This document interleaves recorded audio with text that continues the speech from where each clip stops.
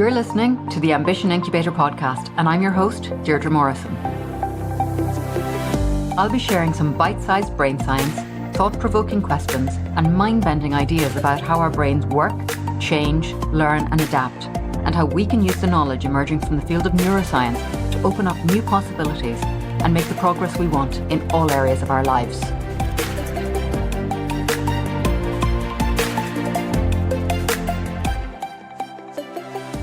Welcome, and thank you for joining me today for a really interesting episode. In many regards, talking to my next guest was a bit of a homecoming. I don't often get to speak to many Irish people on my podcast, so it was really nice just on that simple level. However, Justin Caffrey is no run-of-the-mill lad from down the road. A proven multi-business entrepreneur, Justin has built and sold regulated companies with seven-figure exits. He's a certified investment and hedge fund director and a private equity professional. He also holds a master's degree in Mindfulness-Based interventions from UCD. And if that wasn't enough, he holds the prestigious All-Ireland All-Star Award as a thought leader in personal development. But far more than that, this conversation with a self-described recovering capitalist completely went against everything we'd discussed in our outline and took on its own beautiful shape. Justin's story is a very powerful one. And what's evident here is that the tragedy that came into his life has indeed given as well as taken away. For anyone who's wondered why things happen, I invite you to take a little time to listen to Justin's wisdom and let it percolate for a while. So Justin, great to meet you and thanks for joining me today. And yeah, let's have a conversation about interesting things. There's so many things I want to ask you about. So what we'll do is we'll start with this description that you've used as being a recovering capitalist. Can you give me just an outline of what that means and how you became that? Sure. Thanks for inviting me, Deirdre. It's nice to be here. Yeah, as a recovering capitalist, I suppose my life has changed in so many ways, especially in the last 7 or 8 years. But my career and my life started out really in London at 19 and going into the city of London and into banking, which, you know, London and New York were the epicenters of banking in the 90s. And that's the culture that I really assimilated as I moved through my career. I certainly didn't come from money or the type of background that would normally be associated with that type of career. But as you're an Irish person arriving in London, you kind of get to fly below the radar because people don't really know what school you went to or who your family is or where you grew up. So that allowed me to move quite quickly in the right circles. And I built a successful career in banking, and I left the banking world at an incredibly young age of 23 or 24 to set up one of my own firms with a couple of pals. And we built those businesses very successfully over the next few years and ended up employing a couple of hundred people and running various different companies in different parts of the financial services market, and sold out of that businesses and built other businesses and operated in private equity. Sat on the boards of a couple of funds, and I'm a certified hedge fund director, so I can sit on the boards of very complex investment strategies and structures. But there was always something deeply lacking in terms of that world, and I think very much in line with the fact that it was very hard to ever see what value one brings. You know, when you operate in financial services, it's a zero-sum game. You know, you have to win and somebody has to lose. And my sense of self and my sense of connection to something bigger diminished greatly over that time because you become very materialistically focused. And it was then after losing our second child, Joshua, in 2010, not that I paid attention to it completely at that stage because I didn't grieve properly. But a couple of years after that, in a board meeting, I had a panic attack. And that was really my body and my mind and my nervous system's way of telling me it's time to slow down and pay attention. and maybe come to terms a little bit about who I am and what's going on in my life. So that really brought quite a dynamic shift. And I ended up in therapy with a psychiatrist who is a phenomenal Indian doctor, living in Ireland, who I was in therapy with for 4 months, and then I became his student and his understudy for the next 2.5 years, and then I arrived in my boardroom and met my shareholders and told them all I was leaving because I wanted to operate in a world of coaching and therapy. And they all thought I'd completely lost my mind, or that I was lying and intending to set up another firm. So I'm out of it, but it's kind of like stepping off the hamster wheel. And because I know I was a workaholic, I'm always very close to the hamster wheel, and it's very easy to get sucked back in again. So I'm very consciously aware of making sure that I manage my time well around that. Yeah, actually, this is probably going to go off in a slightly different direction than we had initially talked about. But what you've just said there has brought up something for me about, the nature of productivity and our addiction to it. And that does seem to be one of the things that people get hooked on, and they get trapped by this idea that we have to be doing, we have to be producing. And is that maybe something that is connected to, is that one of our ways of embodying capitalism? Absolutely. I think in many ways, our desire to be productive has kind of two interconnecting parts. On one hand, I do think that human beings need to have a reason for being. I think we need to have some sense of structure in order to feel that we have some validity in terms of our contribution to society. But then the other strand to that is what happens when our needs are not necessarily fulfilled at a younger age, and how does that spin into work? And if you look at the clinical studies and the data around unfulfilled children and parental relationships in terms of addictive substances such as alcohol and narcotics, and then, continuously having broken chains of relationship. The same data really applies in terms of not having those needs met when we're younger. So a lot of the times people can be striving on a constant basis to actually still appease or please a parent, even if that relationship is broken and not relevant, and consciously that's not what they're doing.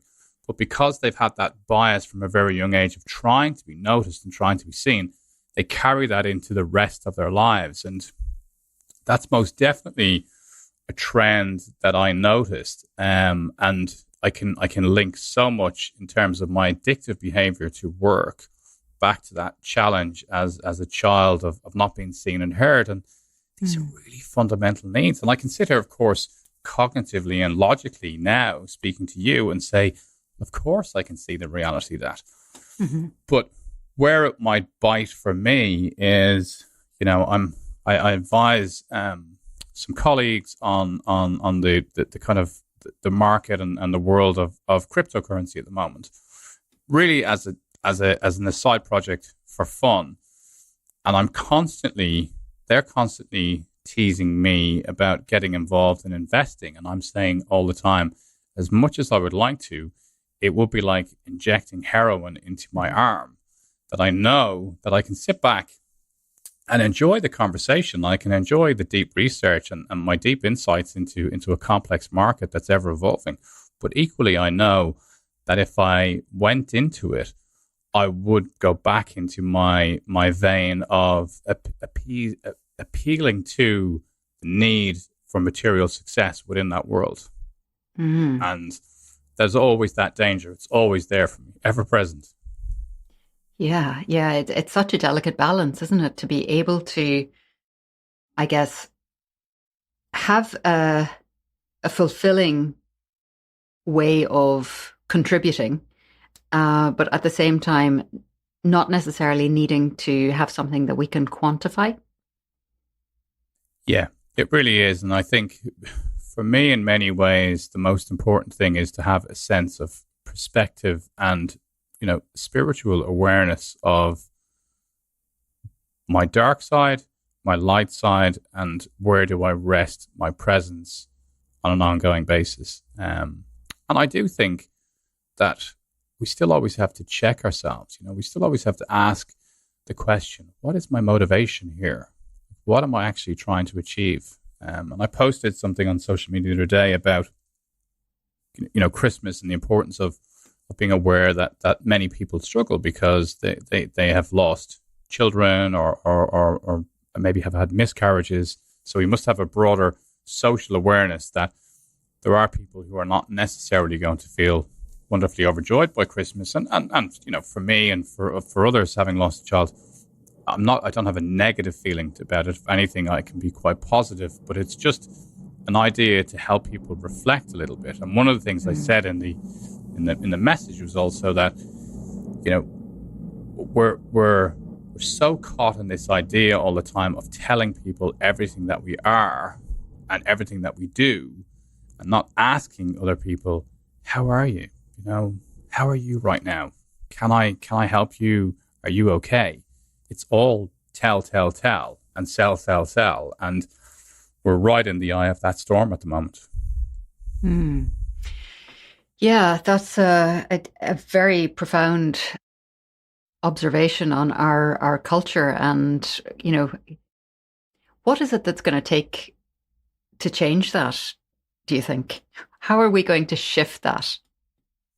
I think it's really complicated, because one of the great challenges, of course, is you must have a sense of your own bias in order to understand how you can avoid bringing yourself back into the continuous trap that you've always been caught in. And even when you have a sense of your own bias, your capacity to check that is really difficult. I think a lot of the times for me, and from what I would see in my work, it usually takes somebody to have a profound moment in their life to do some damage. But I really think that it's always like the straw that breaks the camel's back. Somebody might come to work with me because, there's been a tragic death or a company that's failed, or, I get called in to help people who maybe can't be seen to be under psychiatric or psychological care because of their influence in business. And I have a pretty good understanding of the business side and board responsibilities, et cetera, et cetera. And I might end up working with somebody like this, which is highly secretive, and they're desperately trying to find their pathway so that they can sustain and maintain their obligations to their board or the company or the protocols within the business that they're working in.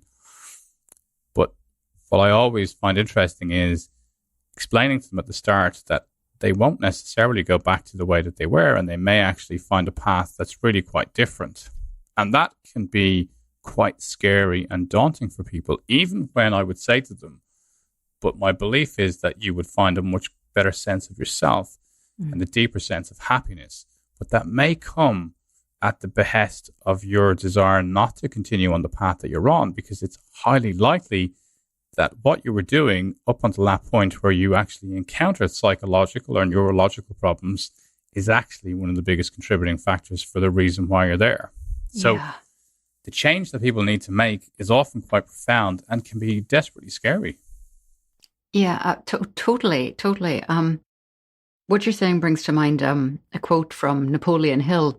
I can't remember the exact wording, but he says something to the effect of, nothing great is ever achieved without great sacrifice. And I think a lot of people take that to mean, the blood, sweat and tears, the hard work.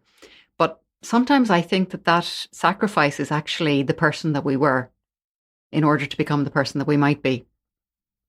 Absolutely.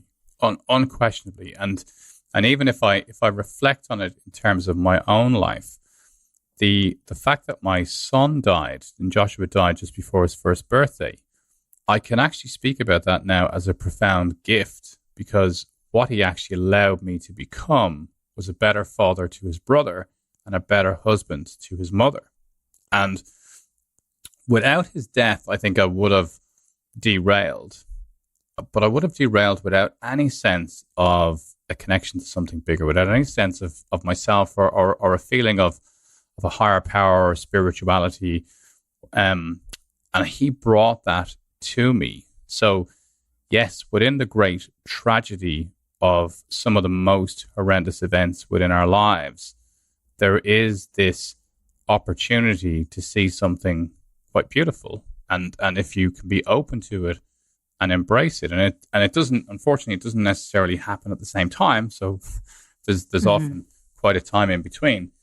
But I do think some of the most incredible realizations in our lives happen out of the most tragic events, and COVID is a great example of that. It's shifted the dynamics so much in terms of what companies are doing, and like in the US now, as they frame it, the Great Resignation.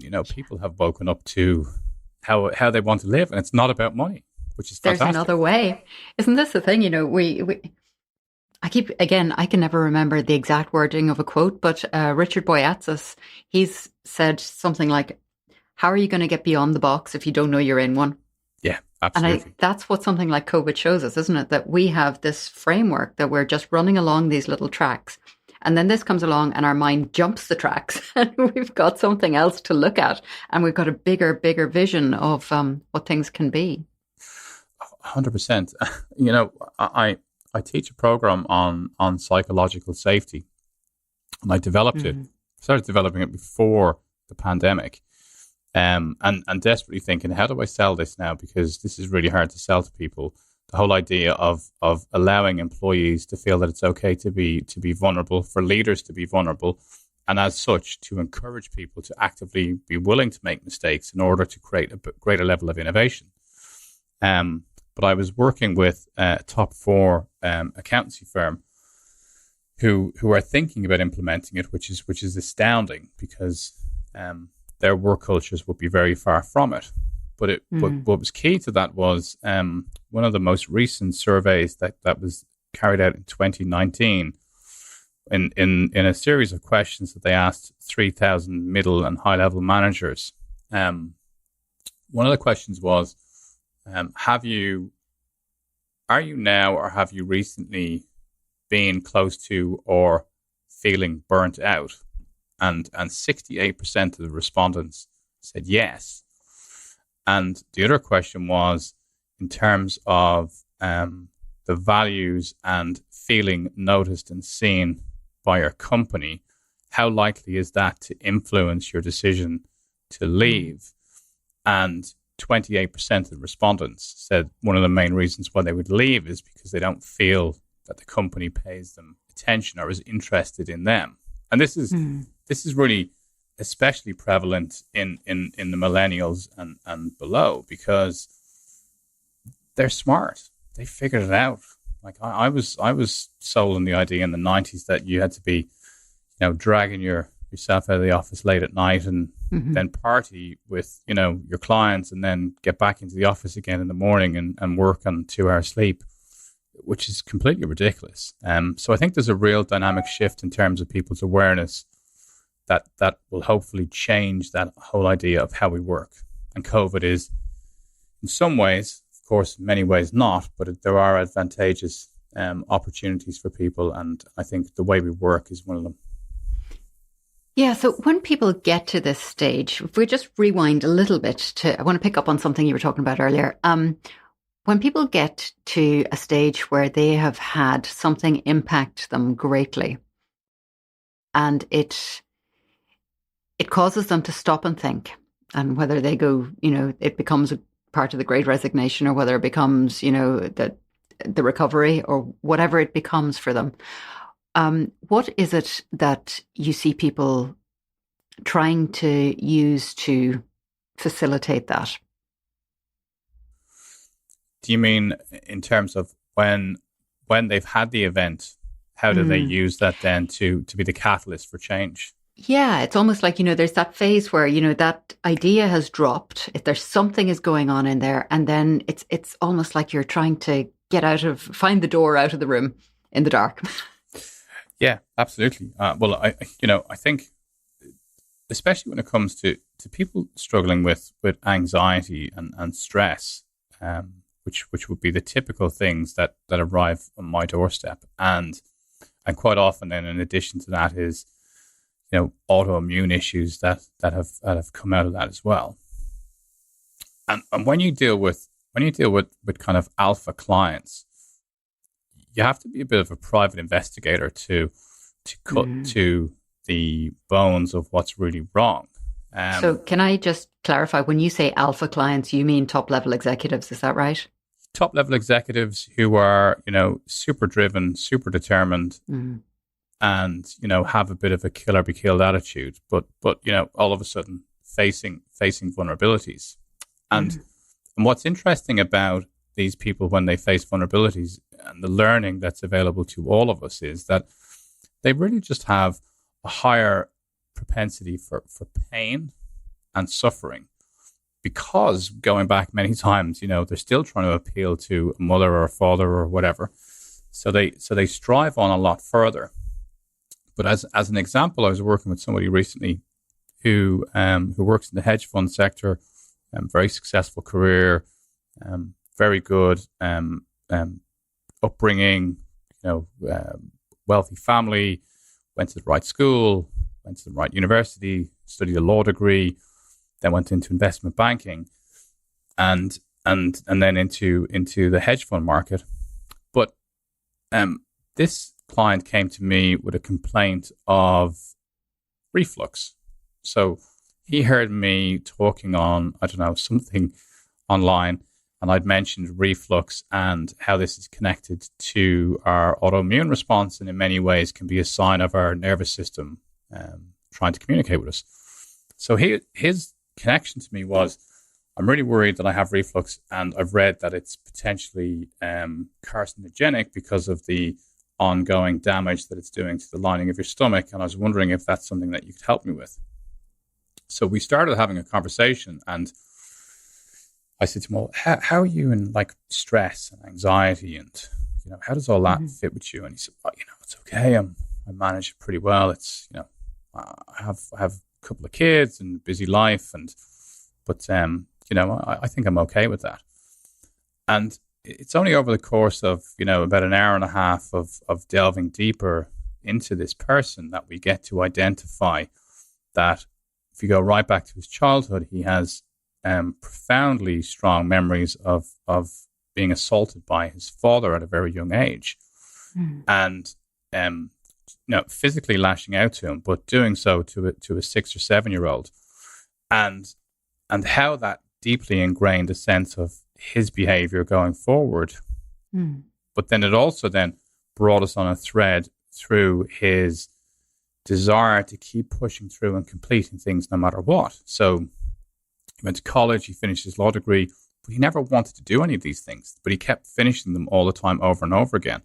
And eventually it then culminates with a person feeling that, maybe, as you rightly said, I am in the box. All this time, I thought I'm being smarter and I'm outside the box, but maybe I am in the box. And the reason why I'm in my life right now is because I'm trying to fulfill how I believe other people want me to be, as opposed to what would it be like if I was trying to live my own life. And for people, this is really shocking when they get to this point. It's really exciting to work with people in this type of work, because the realization is astounding. And you're talking about sometimes some very intelligent, capable people who are able to then shift their attention to do, more often than not, good things in the world, as opposed to, not to say that these people are doing bad things, not at all, but when you're working in a capitalist environment, and then you may be able to bring some altruistic approach to your work, it can be quite astounding. Yeah. There's something there, isn't there, that, it goes from being that kind of competitive environment to being a contributing environment. Yeah, absolutely. And like, what's it like to wake up in the morning and think, I need to be really productive today? And I have this problem all the time. I have to have conversations with myself at least every 3 or 4 days. And I think, who am I being productive for? Who's watching right now? I'm still working for myself. I haven't worked for anybody for 20 years. So you have to catch, like, who am I trying to appeal to right now? Yeah, yeah. And I think that is the one thing, isn't it? You know, that this process, this kind of untangling of this ball, this knot of whatever it is, that's at the end of that, that's where we come to that fine thread that runs through all the good things, really, that can lead us to the thing that we're supposed to do. Absolutely. My mantra in all that I approach with people is I say to them at the start, well, I want you to try and learn and understand, and this will feel so alien to you when I say it to you right now, but I want you to learn what it's like to do less and then accomplish more. Now, slowing down and paying attention is an astounding use of your time. Oh, yeah. Justin, I think that is a really nice note to leave this on. That has been a fantastic conversation. We got absolutely nowhere near most of the things that I wanted to cover, but that just means that we'll have to do it again sometime. Love to. So thank you so much again for your time and for sharing that with us. It has been, it's been a beautiful conversation. Thank you. Thanks, Deirdre. Appreciate it.